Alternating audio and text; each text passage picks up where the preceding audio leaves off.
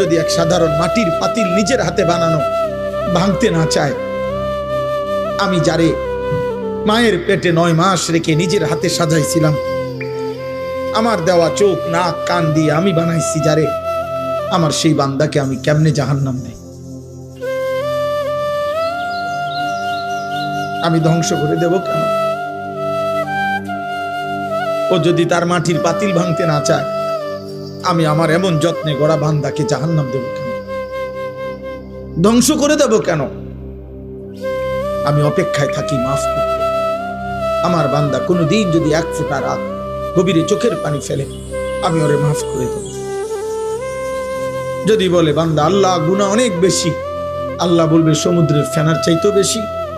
বান্দা বলবে না। আল্লাহ বলবে আসমান পরিমাণ উচ্চতার চাইতেও বেশি।